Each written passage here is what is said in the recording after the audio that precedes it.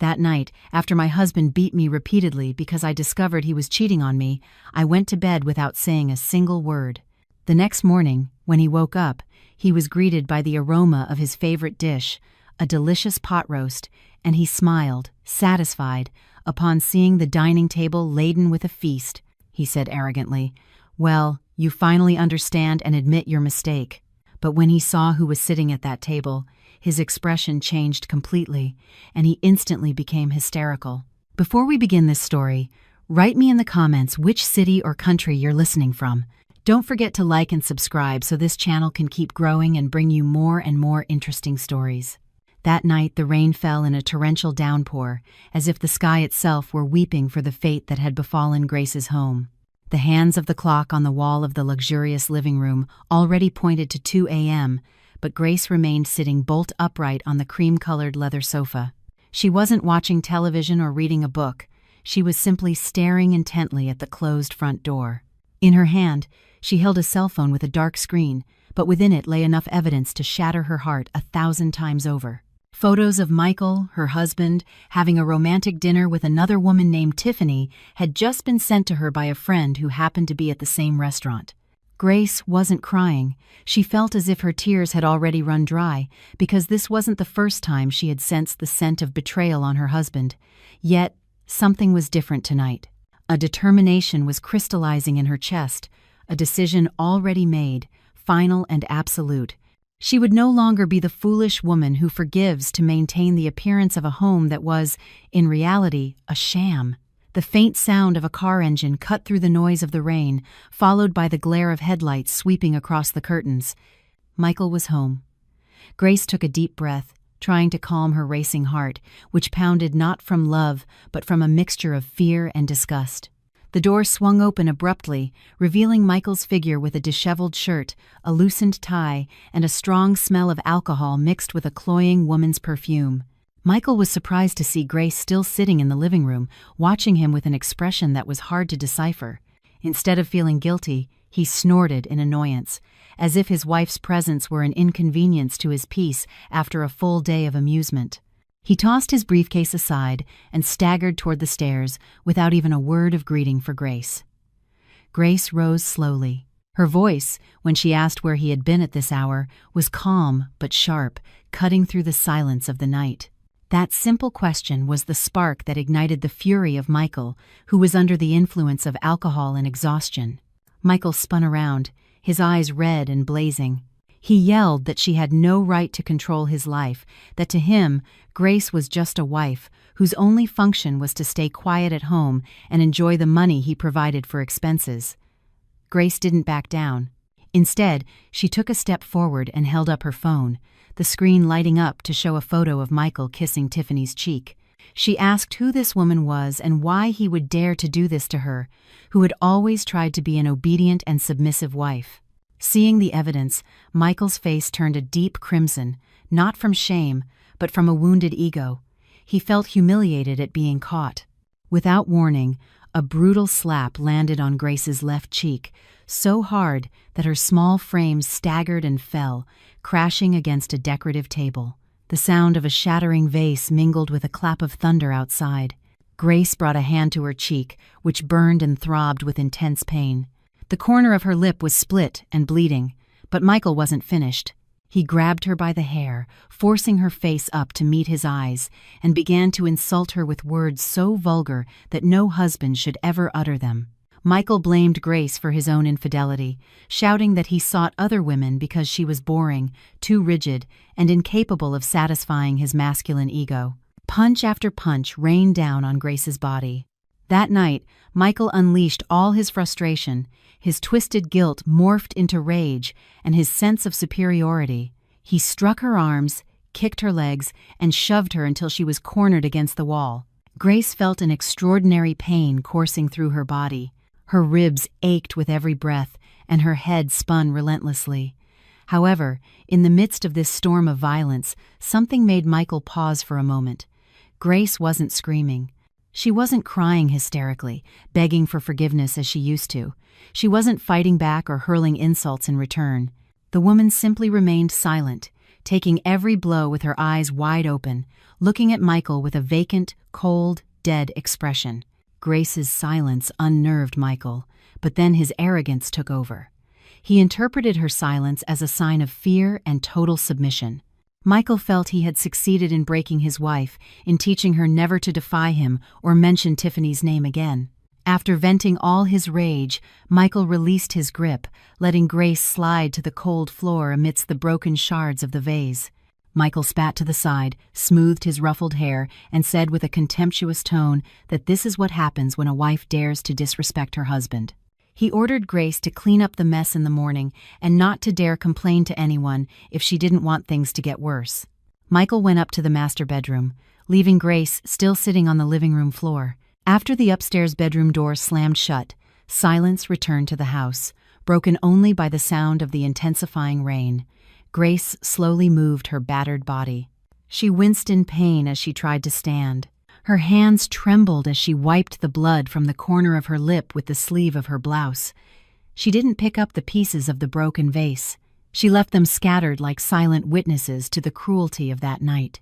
With faltering, limping steps, Grace walked to the downstairs guest room, not to sleep, but to lay out her final plan. In the darkness of the guest room, Grace sat on the edge of the bed without turning on a light.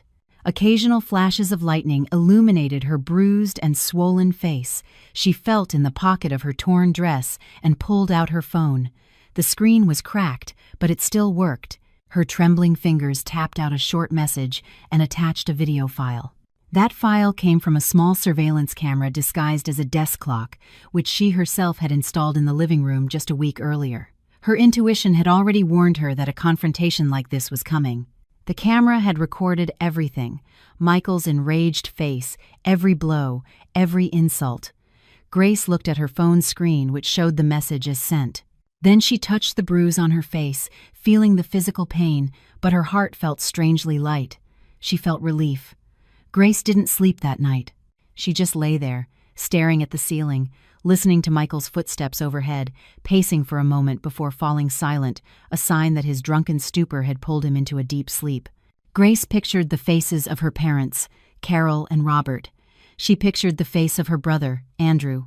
All this time, Grace had hidden the shame of her marriage because she didn't want to worry them, because she had been raised to be a patient wife who covers her husband's mistakes. But tonight, the limit of her patience had been pulverized along with her trampled dignity. Grace got out of bed as the clock struck 4 a.m. Her body ached, but her mind was extraordinarily clear. She went to the kitchen not to prepare breakfast out of love, but to set the stage for Michael's final performance.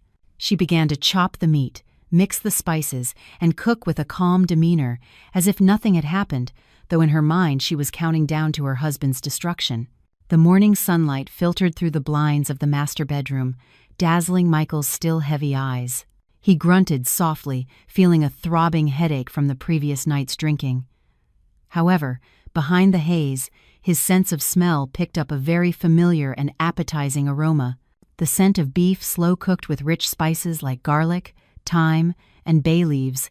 It was the smell of pot roast, his favorite dish, which Grace only prepared on special occasions. Immediately, the memories of last night replayed in his head. He remembered his rage, the blows he had dealt, and how Grace had remained silent, not defending herself. A faint smile formed on Michael's lips. He felt proud of himself. His narcissistic mind concluded that his performance last night had been a great success in the task of educating his wife. According to Michael's twisted logic, the pot roast cooking this morning was a sign of apology from Grace. He was convinced she had prepared it as a way to make peace, as a sign that she accepted her position as a wife who must obey and never again question the subject of Tiffany. Michael got out of bed, stretched his stiff muscles, and walked to the bathroom, feeling like a winner. He pictured Grace downstairs, perhaps with a bruised face, setting the table fearfully, awaiting his orders. After showering and changing into casual but elegant clothes, Michael left the room. He whistled softly as he descended the marble staircase of his luxurious home. The house felt quiet. There was no clinking of dishes or the sound of footsteps, only the aroma of the pot roast growing stronger and more inviting to his hungry stomach. When his feet touched the ground floor, he saw that the shards of the vase from the night before were gone. The floor was clean and gleaming. Michael nodded to himself in satisfaction, praising how quickly Grace had learned to clean up a mess without being told twice. He walked toward the dining room, which was set further back, separated from the living room by an artistic screen. Michael entered the dining area with a confident stride, adjusting the collar of his polo shirt. His eyes went straight to the large oak dining table, which was already set elegantly. In the center of the table, a large serving bowl filled with steaming hot beef pot roast was the main star, surrounded by creamy mashed potatoes, green bean casserole, and crusty bread. It was all Michael's favorite menu. His stomach rumbled loudly. He smiled broadly, feeling treated like a king who had just won a battle. Without looking closely around him, he moved to pull out his chair at the head of the table, but his movement stopped short. That chair was already occupied by someone. The smile on Michael's face vanished instantly, replaced by a look of confusion that slowly morphed into pure terror. His heart seemed to stop as his eyes truly processed the scene before him.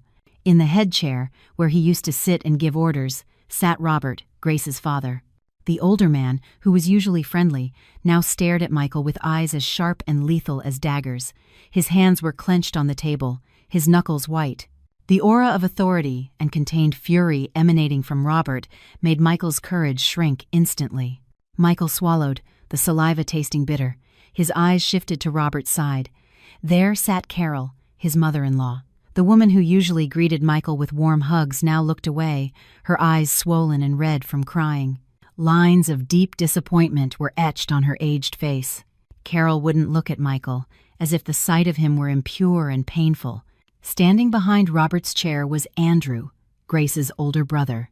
Andrew's sturdy frame was tense, his jaw clenched, and his gaze conveyed a powerful desire to leap across the table and beat Michael to a pulp right then and there, were it not for ethics and the law.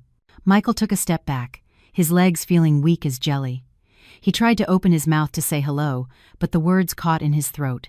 "Robert, Carol, Andrew, what a coincidence to see you here so early in the morning," he asked, his voice choked and trembling. He tried to look for Grace, hoping his wife would appear from the kitchen with drinks and break the tension. "Where's Grace?" he called out in a panic, his eyes frantically searching the room, but Grace was not there. Instead of Grace, Michael's gaze caught other figures standing in the corner of the room, near the kitchen entrance and the exit door. There stood Mr. Hayes, Robert's family attorney, known for being rigorous and unbeatable in court. Mr. Hayes held a tablet and a thick file, his face expressionless. And what made Michael's blood run cold was the presence of two uniformed police officers standing beside Mr. Hayes. Their hands were poised on their belts, watching Michael with the scrutinizing gaze of law enforcement officers observing a criminal. The silence in the dining room was so oppressive that only the ticking of the wall clock could be heard. The aroma of the pot roast, once so appetizing, now churned Michael's stomach. Robert slowly pushed the plate of pot roast in front of him toward Michael, who was still standing like a statue. The sound of the ceramic plate scraping against the wooden table was shrill and jarring. "Eat," Robert commanded. His voice was low, deep, and held a real threat. There was no hint of courtesy. "Robert, what's going on?"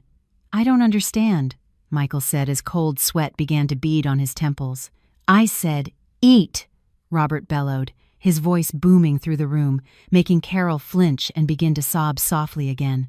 Robert pointed at the pot roast with a trembling index finger, shaking with contained rage. "Grace cooked this for you this morning. She cooked it with a bruised face, a split lip, and a heart shattered by you. She cooked it as a final act of charity for you, Michael. Eat it, because this is the last delicious meal your tongue will ever touch before you rot in a prison cell." Michael shook his head in panic, his face as pale as a ghost. "Prison? What are you talking about? This has to be a misunderstanding. Grace and I just had a normal marital spat. Where is Grace? Let me talk to her." Michael tried to step forward, but Andrew moved swiftly, slamming his fist on the table so hard the dishes rattled. "Don't you dare say my sister's name with that filthy mouth of yours," Andrew snapped, his eyes burning with hatred. "You think we know nothing? You think because my sister stayed quiet all this time you could treat her like an animal? We've seen it all, Michael. Absolutely everything. Mr. Hayes, the attorney, stepped forward calmly. He placed the tablet he was holding on the table in front of Michael. On the screen, the security footage from the previous night was playing. The video clearly showed, in high resolution, Michael slapping Grace to the ground, pulling her by the hair, and beating her mercilessly. The sound of Michael's insults and the thud of the blows echoed from the tablet's speakers, filling the dining room with undeniable evidence of his sin. Carol covered her ears, unable to bear the sound of her daughter's suffering. Meanwhile, Robert watched Michael with a look of judgment. "This is not a marital spat, Mr. Anderson," Mr. Hayes said in a formal, cold tone. "This is aggravated assault and domestic violence, based on the forensic medical exam we already had performed on Mrs. Anderson this morning, as well as this video recording. We have more than enough evidence to take you to trial and ensure you receive the maximum penalty." One of the police officers stepped forward, pulling out a pair of metal handcuffs that glinted in the morning light.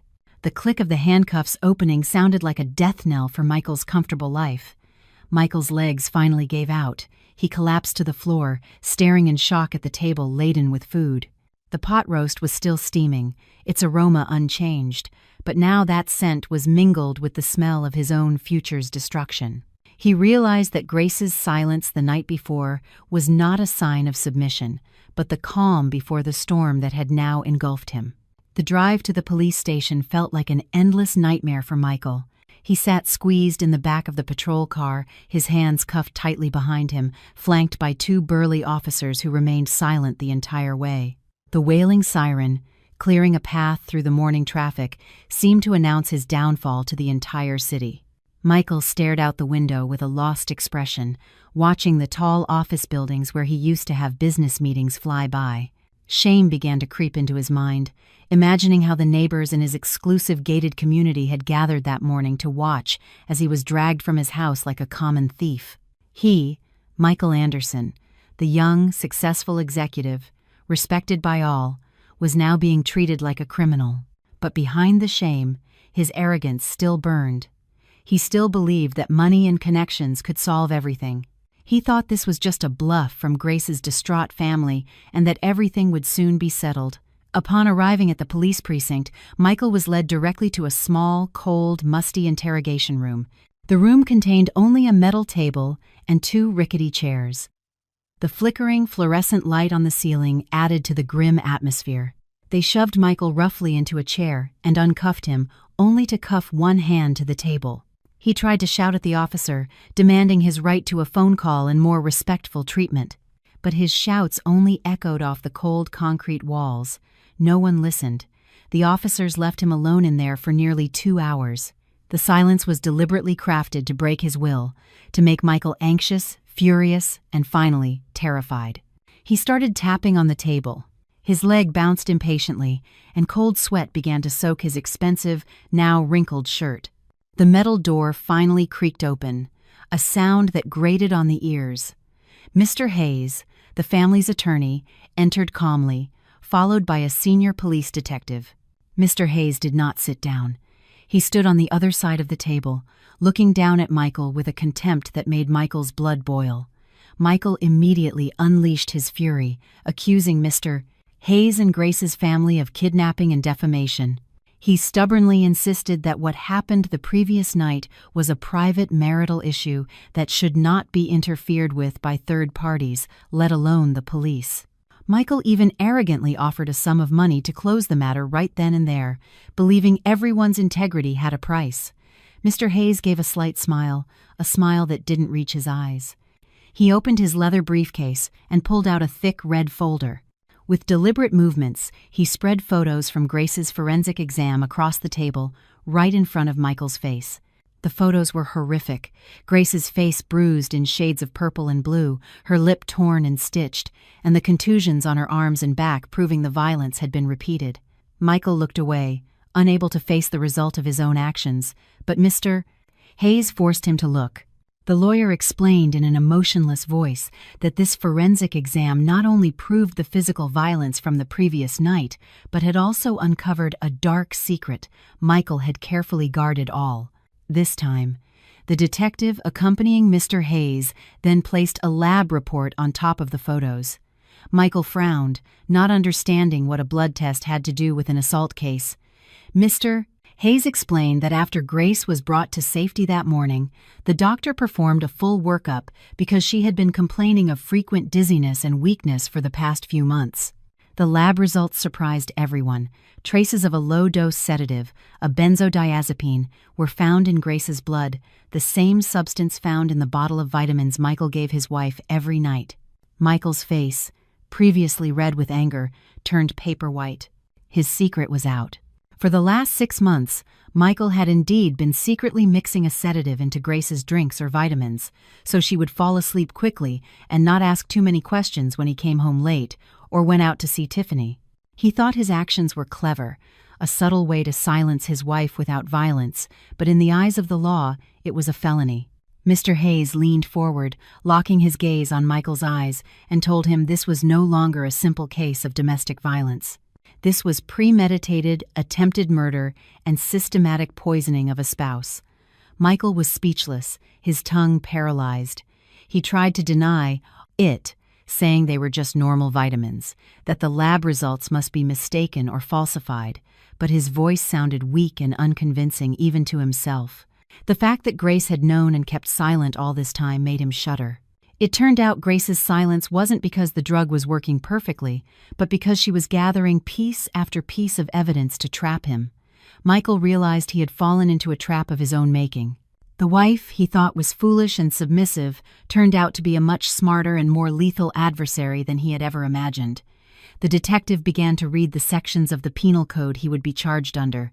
The potential sentence was no longer a matter of months, but over a decade in prison. The shadow of a destroyed career, a ruined reputation, and a life behind bars began to dance before Michael's eyes. He sank into his chair, shoulders slumped, his arrogance shattered and replaced by real terror. He begged to be allowed to speak with Grace. He pleaded with Mr. Hayes to convey his request for forgiveness. But Mr. Hayes simply gathered his documents back into his briefcase. Before leaving, he told him that Grace no longer wanted to hear a single word from Michael's mouth and that the only communication between them from now on would be through the judge's gavel in court. The metal door slammed shut again, leaving Michael alone with the shadows of his destruction. After hours of uncertainty, Michael was finally given the chance to make one phone call. His mind raced. He couldn't call his mother in his small hometown. The old woman would surely have a heart attack upon hearing the news. He couldn't call his colleagues from the office. That would be professional suicide. The only name that came to mind was Tiffany, his mistress. The woman who had coddled him with sweet words and promises of fidelity. Michael was sure Tiffany would help him. Didn't they love each other? Didn't Tiffany always say he was everything to her? With trembling hands, Michael dialed Tiffany's number from the precinct phone. The line rang several times before she finally answered. Tiffany's flirtatious voice greeted him, asking why he was calling from an unknown number. Michael, in a voice he tried to keep as calm as possible, explained that he had a small problem with the police because of a complaint from Grace. He lied, downplaying the issue, saying it was just a minor misunderstanding and that he needed money for bail to get out temporarily. Michael promised to pay her back double as soon as he could access his bank account. Hearing the words double back, Tiffany's tone immediately shifted to enthusiasm. The woman agreed to come with her savings, thinking this was a small investment to completely win over Michael's heart and fortune.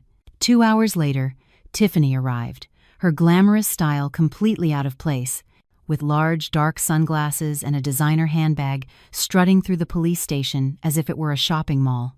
After a tedious administrative process and the payment of a considerable bail, Michael was finally allowed to leave with a status of supervised release. He had to report weekly and could not leave the city limits. As he walked through the precinct doors and breathed the free air, Michael felt enormous relief. He wrapped an arm around Tiffany's waist, thanking her affectionately, and told her that he would soon sort things out with Grace and divorce her so they could live happily together. Tiffany beamed, imagining herself soon becoming Mrs. Anderson and living in that luxurious mansion. However, the relief was short-lived. Mr. Hayes, who had apparently been waiting in the lobby, approached them. Without any preamble, the lawyer handed a large manila envelope to Michael. Michael took it with a scowl. Mr. Hayes explained that it was a notice of asset seizure and a statement of property titles. Michael let out a contemptuous laugh, saying Grace had no right to seize anything because the house and cars were bought with his hard work over the years. But Mr. Hayes calmly dismantled that argument. He reminded Michael to reread the prenuptial agreement he had signed without much thought, too eager to marry Grace, who came from a wealthy family. The document clearly stated that the mansion they lived in was an inherited property from Robert, put in Grace's name before the marriage, and therefore not part of their marital assets. The luxury cars Michael drove daily also turned out to have been purchased with funds from Grace's family business account, legally listed as company vehicles that could be recalled at any time. Michael stood in stunned silence, his eyes wide as he read the legal documents. He was just now realizing that all this time, he had merely been a passenger in a life of luxury financed by his wife. Michael's large salary over the years had been spent on his lifestyle, online gambling, and spoiling Tiffany, leaving him with virtually no valuable assets of his own. Mr. Hayes then informed him of something else that made Michael's knees weak. Michael's credit cards and access to his bank accounts had already been frozen by the bank due to a complaint of suspected corporate embezzlement filed by Robert that very morning. It turned out an internal audit of the company had been quietly underway for months.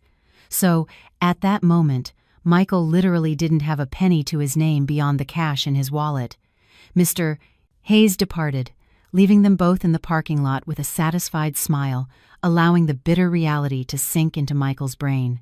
Tiffany, who had heard the entire conversation, began to pull away from his grasp. Her face started to show doubt. Michael, panicked at the change in Tiffany's attitude, tried to convince her that the lawyer was just bluffing. He stubbornly insisted they go to his mansion to prove he was still in control. They took a cab because Michael's car had already been impounded by the police as evidence.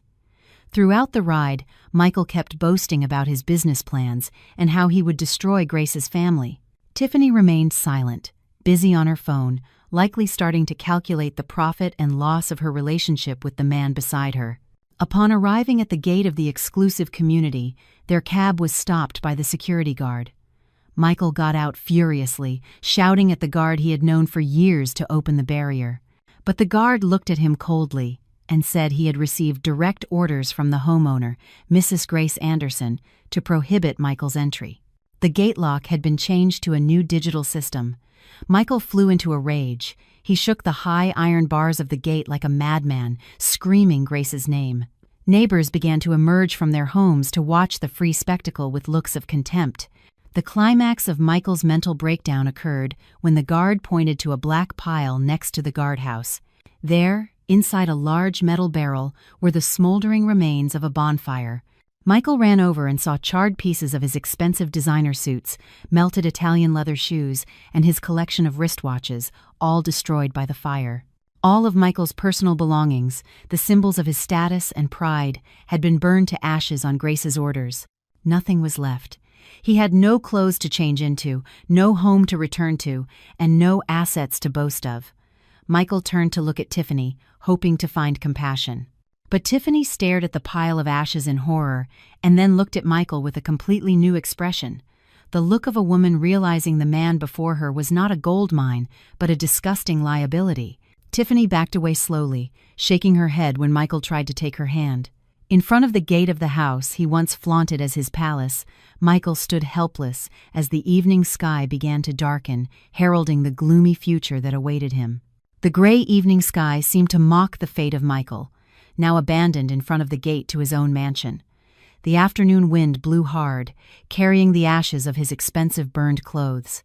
Michael stared blankly at the magnificent house, the place where he once felt like a king, now sealed shut to him. He turned to Tiffany, who stood with a disgusted look on her face, clutching her designer handbag as if afraid it too would be set on fire. Michael attempted a smile, a pathetic effort to hide the panic eating away at his sanity. In a forcedly optimistic voice, he suggested they leave. He told her this was just a temporary setback and they could start a new life in her apartment for a while as he found a good lawyer to reclaim his rights. He assured her that Grace wouldn't win forever. They left the luxury residential complex, walking a considerable distance before finally hailing a cab on the main avenue. During the ride to Tiffany's apartment, the atmosphere inside the cab was terribly cold and uncomfortable. Michael chattered endlessly, rambling about his plans for revenge, how he would destroy Grace's family business and make them all kneel for forgiveness. He was trying to convince both himself and Tiffany that he still had power, but Tiffany remained silent. She stared out the window with a vacant expression, her fingers impatiently tapping her phone screen. There were no more affectionate words, no comforting touches, only a wall of ice growing thicker between them. Michael tried to take Tiffany's hand, but she gently pulled it away, excusing herself by saying it was sticky and sweaty. Michael swallowed his disappointment, thinking Tiffany was perhaps just in shock from witnessing the burning of his belongings. Upon arriving in the lobby of the apartment building, for which the annual rent had been paid in full by Michael with his bonus from the previous year, Tiffany walked quickly ahead to the elevator. Michael followed her like a lost puppy. His clothes were wrinkled and smelled sour from the accumulated sweat at the police station. When the apartment door opened, Tiffany did not invite him in with her usual warmth. She tossed her keys on the table and sat directly on the sofa, crossing her legs arrogantly. Michael entered hesitantly, closed the door softly, and tried to sit next to her. But before he could even touch the couch, Tiffany raised a hand, signaling him to stop. Tiffany's gaze, once full of admiration, had now transformed into a calculating, sharp, and penetrating stare. Tiffany asked in a flat, emotionless voice, just to be sure of one thing. She asked if it was true that all the assets, the house, the cars, and the bank accounts Michael had boasted about all this time belonged to Grace, or were at least frozen in Grace's name. Michael fell silent for a moment, then nodded slowly as he tried to explain that it was just a legal technicality that could be resolved. He said he still had his good salary and his position as a director at the company, so money wouldn't be an issue. However, that answer was apparently not what Tiffany wanted to hear. The woman snorted sharply. A cynical laugh escaped her bright red lips. Tiffany stood up, looking Michael up and down, with an expression of contempt that shattered his pride into a million pieces. Tiffany began to unleash everything she had kept hidden behind her sweet mask all this time. She told him she had been with Michael because he was a successful figure who could take her shopping at luxury boutiques, dine at five-star restaurants, and give her the lifestyle she dreamed of. She wasn't interested in a bankrupt middle-aged man with a criminal record who had been kicked out of his own house like a stray cat. The words were like sharp blades cutting into Michael's heart. He stood gaping, unable to believe what he was hearing. He tried to remind Tiffany of the love they shared, the sweet promises of being together until death they used to whisper in bed. Michael knelt at Tiffany's feet, begging for understanding, saying he needed her now more than ever. But Michael's crocodile tears had no effect on Tiffany. The woman was disgusted. She gently pushed his shoulder with her foot to move him away. Tiffany screamed that she was not a charity for the homeless. She reminded him that the lease on this apartment was up next month, and without the flow of money from Michael, she would have to find a new sponsor as soon as possible. Michael's presence would only hinder her search for another rich man. Cruelly, Tiffany grabbed what was left of Michael's belongings, just his wallet and phone, and threw them toward the front door. She ordered him to leave that instant, before she called building security and reported him as an intruder disturbing the peace. Michael stood up, his body trembling. His eyes burned with a mix of pain and rage he couldn't vent. He looked at Tiffany's face one last time, searching for any trace of the woman he once considered an angel. But all he found was the figure of a greedy monster. How true the saying was, money talks. Without it, you're invisible. Michael walked out of the apartment with heavy steps. The door slammed shut right behind him, followed by the sound of the deadbolt turning twice. Michael stood in the silent hallway of the building, alone, homeless, penniless, and now without the love he had so proudly paraded. He realized how stupid he had been to sacrifice a diamond like Grace for a sharp stone like Tiffany, who now cut him until he bled. That night, Michael spent the hours in the restroom of a gas station not far from Tiffany's building. He couldn't sleep well because of the mosquitoes and the cold tile floor, but the hunger twisting his stomach was far more torturous. He only had a few dollars in his wallet, the change from buying cigarettes 2 days ago. He bought a loaf of bread and a bottle of water, eating them ravenously while bemoaning his fate. However, in the midst of his misery, a false spark of hope appeared in his mind. He remembered his job, his career. He was a top-tier marketing director. The company couldn't just fire him over a personal problem. The next morning, he would go to the office, explain everything to the CEO, and request a company loan. With that conviction, Michael tried to close his eyes, hoping for dawn to save what was left of his dignity. The morning sun, which usually invigorated him, now burned Michael's unwashed, sticky skin. He tried to tidy himself up as best he could in the public restroom of the gas station, washing his face and combing his hair with his fingers. His shirt was terribly wrinkled and had a dirt stain on the sleeve, but he forced himself to straighten his shoulders, putting on the mask of authority he used to wear. He spent his last dollars on a rideshare to the skyscraper in the city's financial district, where he had worked for the past 10 years, building his reputation as a brilliant young executive.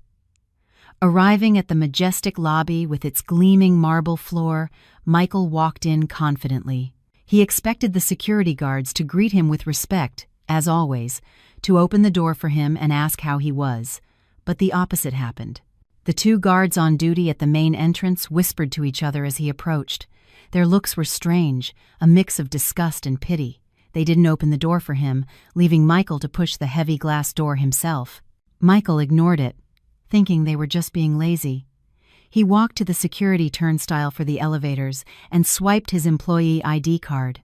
The machine's indicator light flashed red, followed by a long beep indicating access denied. Michael frowned, trying his card again and again. The result was the same: access denied.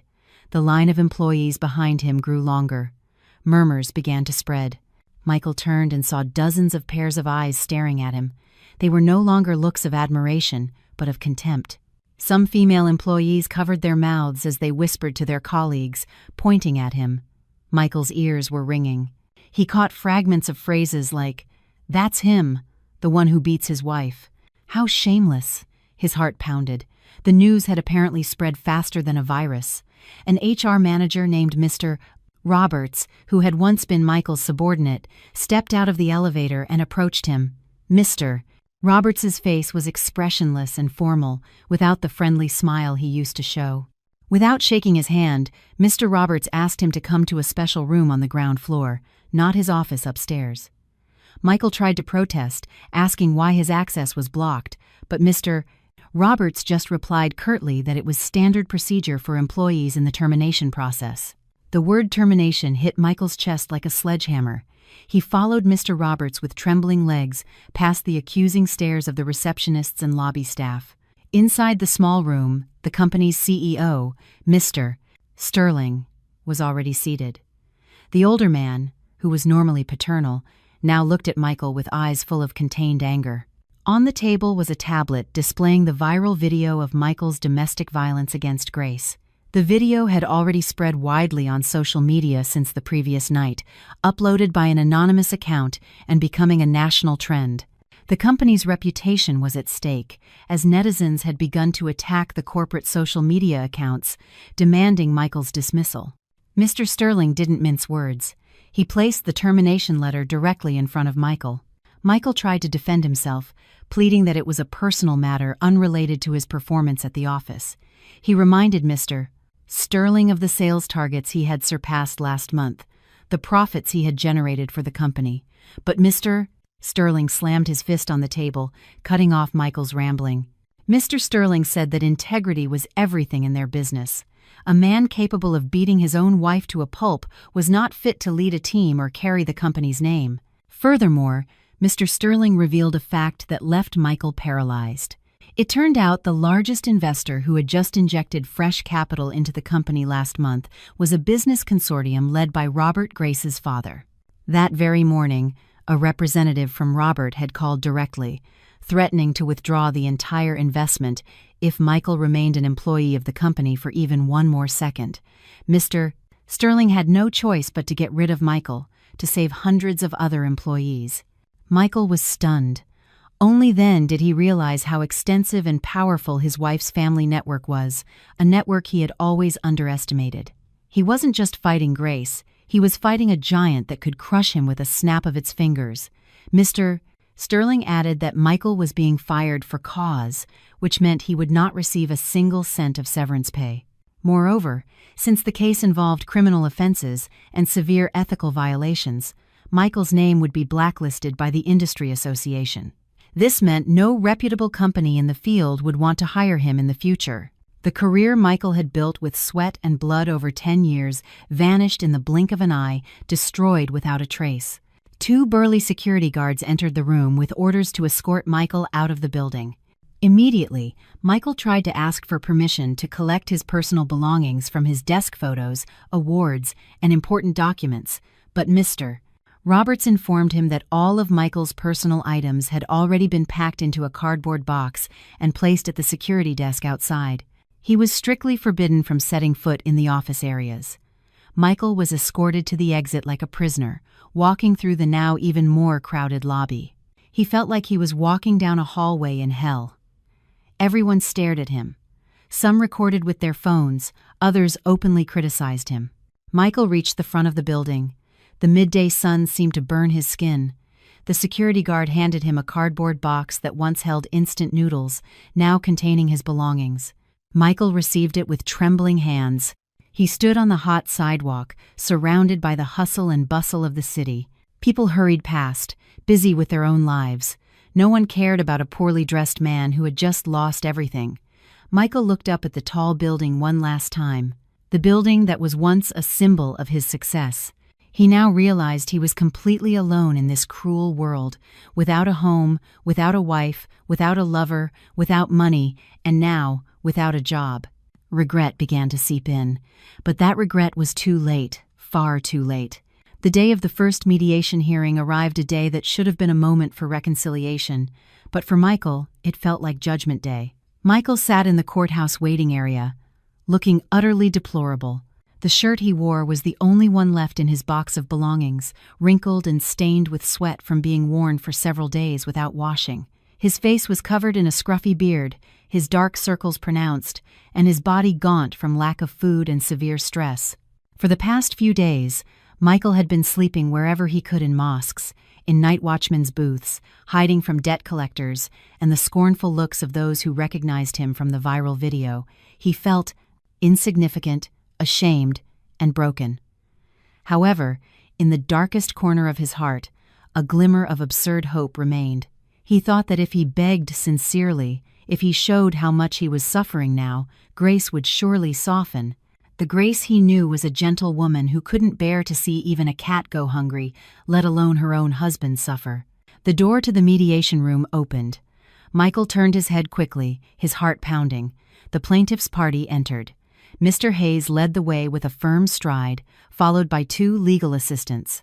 But Michael's eyes were not on them. His eyes were fixed on the figure of the woman walking in their midst. It was Grace. Michael almost didn't recognize her. The Grace who used to look drab in house dresses or simple outfits now radiated an extraordinary glow. She wore a chic blazer and a long skirt in an elegant nude tone, paired with a silk scarf with a delicate print that perfectly framed her face. The bruises on her face had faded, covered by light makeup that highlighted her beauty, which had been hidden for so long under the shadow of domination. There was no longer a look of fear or doubt. Grace walked with her chin held high, exuding an aura of confidence and serenity that was intimidating. When they sat across from each other at the mediation table, Michael felt like a speck of dust before a diamond. The court mediator began the session by asking if there was any possibility of reconciliation. Before Mr. Hayes could respond, Michael interrupted immediately. He slid from his chair, kneeling on the cold floor in front of Grace. He wept, tears that were part feigned and part real from desperation. Michael began to stammer sweet words he used to use to manipulate Grace. He told her he had made a mistake, that Tiffany had bewitched him, and that he swore he would change to be a better husband. He pleaded for Grace to see his current broken state as proof that karma had caught up with him and that he had suffered enough. He tried to reach for the hem of Grace's skirt, hoping the physical contact would awaken memories of the past. But Grace's reaction was completely unexpected for Michael. Grace didn't pull her foot away in disgust, but she didn't weep with emotion either. Grace simply looked down at the prostrate Michael with an impassive expression, as if looking at an unimportant stranger. Slowly, Grace spoke. Her voice was calm, low, but every syllable was clear and pierced to the bone. Grace told Michael he needn't bother with the act. She said that the Michael she once loved, the husband she was proud of, had actually died the night the first blow landed on her face. The figure before her now was just an empty shell, a cowardly man who only remembered God and his wife when he lost his possessions and his position. Grace stated firmly that not a shred of love remained in her heart. The only thing left was gratitude that God had opened her eyes before it was too late. Michael fell silent, looking up at his wife's face. He saw no anger there. What was more painful, he saw complete indifference. It was the look of someone who had truly moved on. Grace then signaled to Mr. Hayes. The lawyer pulled out a thick document and placed it in front of Michael. Grace explained coolly that this was the additional evidence they would be taking to the criminal courts for embezzlement. The document contained a trail of transfers from Grace's family business accounts that Michael managed. It turned out that for the past 2 years, Michael had frequently forged receipts and inflated budgets, then transferred the difference to Tiffany's personal account. The amount totaled hundreds of thousands of dollars. Michael's eyes widened.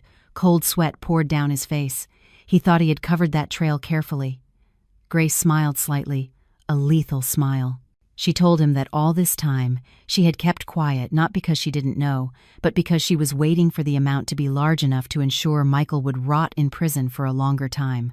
The money Michael stole to spoil his mistress was money intended for orphans, managed by Grace's family foundation. Michael had stolen from the most sacred of places.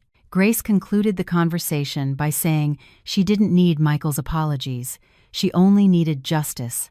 She stood up, straightened her blazer, and walked out of the room without a single backward glance, leaving Michael still kneeling with his mouth agape, realizing that the legal noose around his neck was now even tighter, strangling him. After the failed mediation and the ever more real threat of prison, Michael felt his world had truly ended. However, his survival instinct still flickered. He remembered one person who would surely never abandon him, no matter how grave his sins. His mother. His own mother. The elderly woman who lived in his hometown had always doted on him, had always defended him, even when he was wrong as a child. Michael was sure that a mother's prayers and testimony could change the situation, or at least lessen his sentence. With the last few coins he found on the street, Michael called his mother from a payphone. He cried inconsolably, twisting the facts. He told her he was being slandered by Grace's wealthy family, that he was being treated unfairly, and he begged her to come to the city to be a character witness at his trial. He needed his mother to tell the judge that Michael was a dutiful son, incapable of violence. His mother, on the other end of the line, sounded shocked and wept hysterically upon learning of her son's fate. The old woman's frail voice made Michael's heart feel a little lighter. He felt he had her support. His mother promised she would come. She said she would sell her only goat to pay for the bus ticket to the city, to defend her only son, her pride and joy. Michael hung up the phone, feeling a bit calmer. He thought that, at least at the trial, he wouldn't be alone. The presence of an elderly, frail mother figure would surely evoke the judge's sympathy and make Grace look bad for causing her own mother-in-law to suffer. This was the last cunning strategy left in Michael's brain. The day of the trial finally arrived. The courtroom was packed. The case had become a media sensation, involving a prominent business family and a sensational scandal. Michael sat in the defendant's box wearing an orange jumpsuit provided by the court. His head was bowed, trying to avoid the flashes of reporters' cameras, but his eyes constantly darted to the entrance, waiting for his mother's arrival. And sure enough, not long after, the door opened. His mother entered with hesitant steps, wearing a modest traditional dress and a simple headscarf. Michael's heart leaped with joy. He smiled broadly at his mother, ready to receive a warm, defensive hug. But something was strange. His mother didn't walk toward the public gallery behind him. Instead, she was guided by a court officer toward the witness stand, and even more surprisingly, she was accompanied by Andrew, Grace's brother. Michael frowned in confusion. Why was his mother with the opposing side? Maybe Andrew was just helping the old woman, he thought optimistically. The judge then asked his mother if she was ready to give her testimony. His mother nodded slowly, tears streaming down her wrinkled cheeks. Michael looked at his mother, full of hope, signaling with his eyes for her to start talking about what a good son he was. The judge asked, "Ma'am, is it true that the defendant, Michael Anderson, is a respectful and responsible son, as he claims in his defense?" A tense silence filled the room. His mother bowed her head deeply, her shoulders shaking with suppressed sobs. Then, slowly, she raised her face to look at Michael. It was not a look of affection, but one filled with hurt, disappointment, and repressed anger. In a hoarse but firm voice, his mother answered, "No, Your Honor. My son Michael is not a respectful son. He is an ungrateful son who has been slowly killing his mother while she is still alive." Michael jolted violently, as if struck by lightning on a clear day. "Mom, what are you saying?" he shouted in panic, but the judge immediately banged his gavel, ordering him to be silent. His mother continued her testimony, her voice trembling terribly. She opened an old cloth bundle she was carrying. Inside was a worn-out old savings passbook. His mother explained that for 10 years she had scrimped and saved from selling vegetables at the market, putting away coin after coin to pay for a pilgrimage, the dream of her lifetime before she died. 2 years ago, Michael came to her town crying, saying he urgently needed capital for a business or he would go bankrupt. Out of pity, his mother gave all her pilgrimage savings to Michael. Michael promised to pay it back in 6 months, but it turned out his mother's sobs grew louder, hushing the entire courtroom, moving everyone. He didn't use that money for a business. A neighbor of mine, whose son works in the city, saw Michael on vacation at the beach with another woman. That woman was not Grace. He used his mother's sacred money for fornication. The courtroom erupted in murmurs. The judge banged his gavel repeatedly to restore order. Michael was petrified in his seat, his face ashen. He never expected his mother to know about that. He thought his mother was a simple countrywoman, easy to deceive. His mother fixed her gaze on Michael. The tears still fell, but her look grew harder. "I gave birth to him. I nursed him, but I failed to raise him," his mother continued in a heart-wrenching voice. "I am ashamed, Your Honor. I am ashamed to have a son who beats a wife as good as Grace. I am ashamed to have a son who steals from his own mother. I came here not to defend him. I came to see him punished. Let the prison teach him, because I am no longer able." Those words were the final nail in the coffin. His own mother, the one person he expected to be his protector, now stood as his most devastating accuser. Carol, sitting in the public gallery, was seen embracing Michael's mother, who nearly fainted after giving her testimony. It was an image of solidarity between mothers that moved everyone present, except Michael. Michael felt his chest tighten. The oxygen seemed to have vanished from the room. He was betrayed by his own greed, and now, betrayed by his own blood. He looked at his mother, whose face was turned away by Andrew so she wouldn't have to look at him anymore.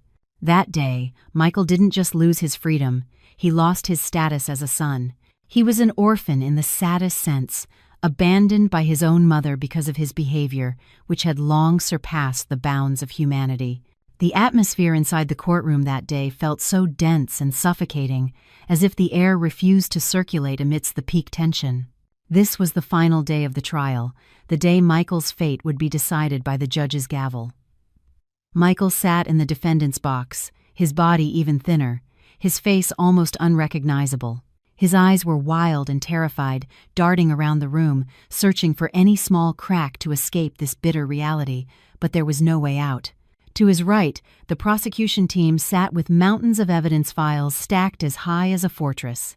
To his left, the public defender assigned to him by the state looked resigned and dispirited, aware that this case was a dead end for his client, who had already lost everything. The biggest surprise of the day came when the prosecutor called the final witness. The courtroom door opened, and in walked Tiffany. She walked with her head down, avoiding everyone's gaze, especially Michael's. Tiffany's appearance was vastly different from usual. There were no luxurious dresses or sparkling jewelry. She wore simple clothes and no makeup, trying to appear innocent before the law. Michael started in his seat, his eyes wide with disbelief. He had thought that perhaps Tiffany still held some affection for him, or at least some solidarity. But that hope was shattered as soon as Tiffany began to speak into the microphone.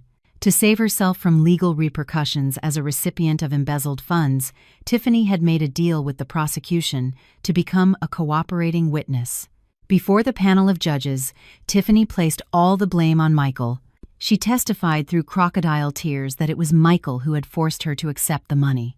She confessed that Michael was a manipulative man who had trapped her in a forbidden relationship with false promises of luxury.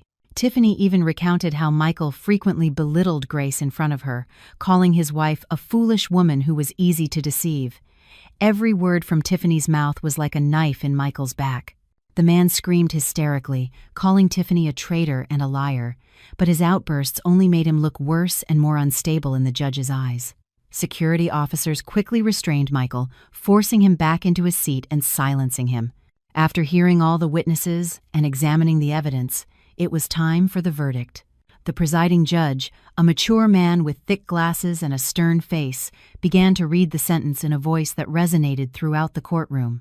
The judge declared that Michael had been found legally and convincingly guilty of committing crimes of aggravated domestic violence resulting in physical injury and psychological trauma, premeditated attempted poisoning, as well as large-scale corporate embezzlement. There were no mitigating factors for Michael's sentence. His uncooperative attitude, lack of sincere remorse, and even his audacity in using his own mother's money became aggravating factors. The judge took a deep breath before imposing the maximum penalty. Michael was sentenced to 15 years in prison, plus a fine of hundreds of thousands of dollars. If the fine was not paid, the prison term would be extended, and any remaining assets would be seized by the state.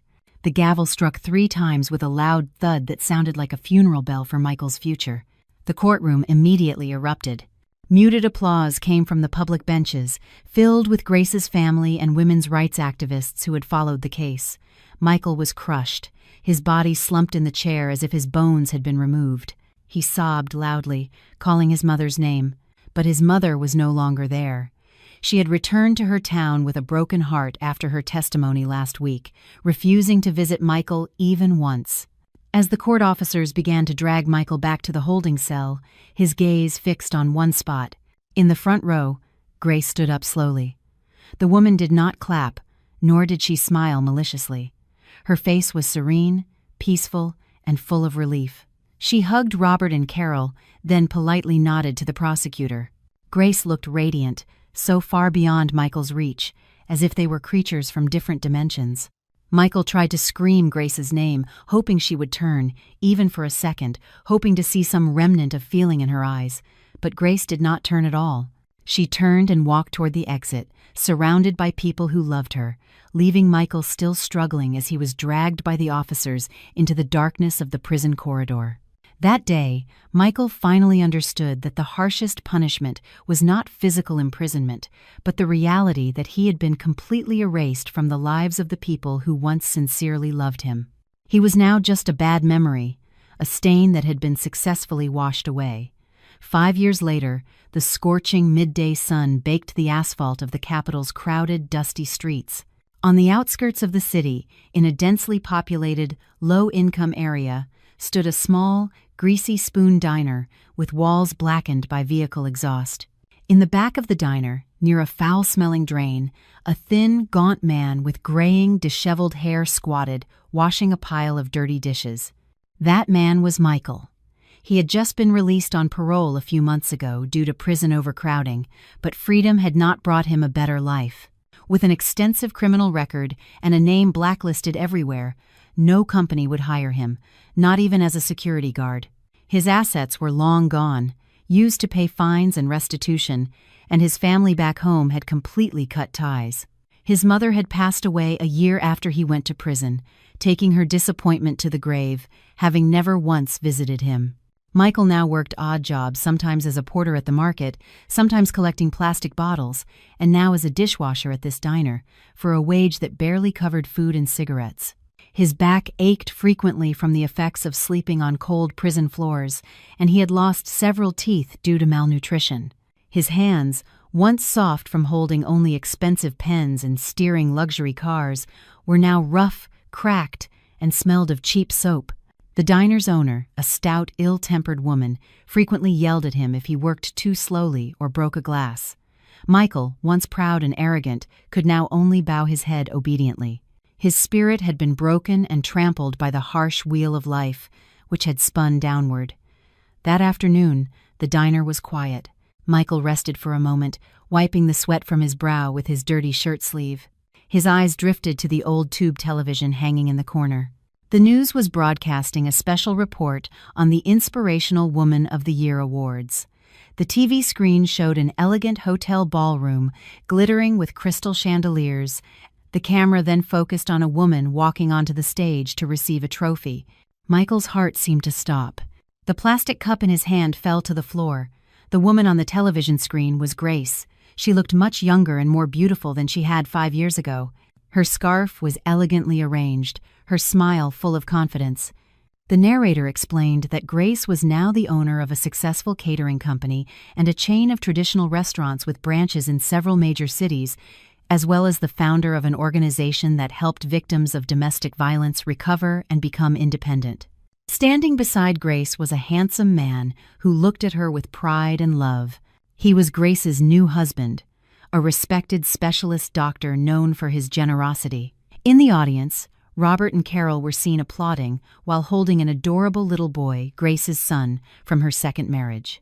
They were all laughing happily, a picture of a perfect, complete, and warm family.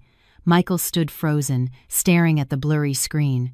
He saw the life that could have been his, if only he hadn't been greedy, if only he hadn't betrayed, if only he had been grateful. Regret struck his chest with brutal force, leaving him breathless. He remembered how Grace had cared for him with devotion, how she had always looked at him with the same love she now gave her new husband. Michael had thrown away a diamond to chase after trash, and now he had to live in that trash. Tears rolled down from the corners of his wrinkled eyes, wetting his dirty cheeks. "Hey, what are you doing just standing there like an idiot?" the diner owner shouted, snapping Michael out of his reverie. The woman placed an aluminum plate on the table near where he was squatting. "Here's your lunch. Eat up and then get back to the dishes. Customers are coming in." Michael looked at the contents of the plate. Cold, day-old white rice with some gravy from a pot roast, already greasy, and a small piece of tough, burnt meat. It was the scrapings from the bottom of the pot, normally thrown out or given to a cat, but today it was his lunch ration. Michael's hungry stomach growled painfully. He took the plate with trembling hands. The aroma of the stew, though stale and mixed with the smell of soap, instantly threw his memories back to that morning 5 years ago. He remembered that morning, the morning he woke up to the smell of a perfect pot roast made by Grace. Tender, choice beef, spices that had penetrated every fiber, served on a luxurious dining table with all her love. The morning he arrogantly felt like a winner, capable of trampling the wife who had prepared that delicious meal. Back then, he had rejected a meal from paradise for his ego, and now, here, by a stinking drain, he had to eat the bitter-tasting remnants of a stew to survive. Michael brought the rice and cold gravy to his mouth. It was tasteless and sad, but each bite felt like a knife twisting in his heart. He ate while he cried, sobbing uncontrollably. Tears dripped onto the plate, mixing with the gravy. He ate ravenously because he was hungry, but also with indescribable pain. He realized this was his true last meal, not the luxurious breakfast he had left on his dining table years ago, but these leftovers that had become the symbol of his life's utter destruction. On the television screen, Grace waved as she concluded her speech, met with a thunderous round of applause. In the dark corner of the diner, Michael choked on his own sobs, alone, humiliated, and forgotten. Karma had completed its task perfectly. The rain fell softly, wetting the windows of Grace's warm, bright kitchen. A very familiar aroma once again filled the room, the smell of simmering beef broth, mixed with rich spices like garlic, thyme, and bay leaves. Grace was cooking pot roast, but this time the atmosphere was completely different from 5 years ago. There were no bruises on her face, no fear clutching her chest, and no vengeful plans brewing in her mind. She stirred the large pot, humming softly, wearing a cute pastel-colored apron. Today was her second wedding anniversary with her new husband, Dr. Arthur, a pediatrician her family had introduced her to. In another corner of the city, dark and damp, Tiffany was huddled in the corner of her tiny rented room. The door was being pounded on from the outside by the landlady, demanding 3 months of overdue rent. Tiffany covered her ears, trembling with fear. The beauty she once flaunted as capital to attract rich men had now faded, consumed by stress and a poor lifestyle. Her face looked prematurely aged, with fine lines appearing at the corners of her sunken eyes. After the case came to light and Tiffany's name was tarnished everywhere, no respectable man wanted to be near her. She ended up plus as the mistress of unfaithful, coarse, and stingy men until she was finally discarded as she began to age. Tiffany looked at her reflection in the cracked mirror on her wardrobe, seeing a pathetic woman who once felt victorious for stealing another's husband, now aware that she was just a rotating trophy that had lost its value. Back at Grace's house, a pair of strong arms wrapped gently around her waist from behind. Grace smiled, leaning her head on her husband's shoulder. Dr. Arthur kissed her cheek and praised the appetizing aroma of the food. There was no shouting, no insults, no demands. Only sincere appreciation. Grace turned off the stove and turned to face her husband. She briefly remembered a shadow of the past, of the pot roast she had served Michael as a farewell. Back then, the stew was a symbol of her anger, a symbol of her wounded dignity. But today, Grace had reclaimed the meaning of that meal. This pot roast was no longer about Michael. This pot roast was about love, about family, and about the future. That night, they had dinner with Robert and Carol, who had come to visit. Laughter filled the dining room. In the midst of the warm conversation, Grace glanced at the calendar on the wall. She paused for a moment. Today's date was the exact same as the date of that abusive night 5 years ago. But what made Grace smile with relief was the realization that she had almost forgotten. She no longer marked this day as a day of mourning or trauma. The memory of Michael, of the beatings and the betrayal, had faded into a small speck in the past that no longer hurt. Grace realized that the best revenge was not seeing your enemy suffer, but living so happily that you forget your enemy ever existed. Outside the fence of Grace's home, an old trash collector staggered through the rain, carrying a wet sack. He paused for a moment, smelling the aroma of pot roast carried on the wind from the ventilation of the luxurious house. His stomach rumbled, his mouth watered. That trash collector, Michael, stared at the warm yellow light glowing from the dining room window. He could see the silhouettes of a happy family inside, feeling a heart-wrenching pain, but he knew he didn't even deserve to touch the gate. With heavy steps, Michael lowered his head and walked on, away into the darkness of the night, carrying his eternal regret. Meanwhile, inside the house, Grace laughed freely, truly free and whole again. If this story made you reflect on the value of respect, loyalty, and how karma always finds its way, I would love to know your opinion. What would you do in Grace's place? Have you ever known someone who didn't value what they had until they lost it all? Tell me in the comments. I love reading your stories and reflections. If this video touched your heart, please leave a like, subscribe to the channel, and hit the notification bell so you don't miss any stories. Sharing this video also helps more people hear this message about the consequences of our actions.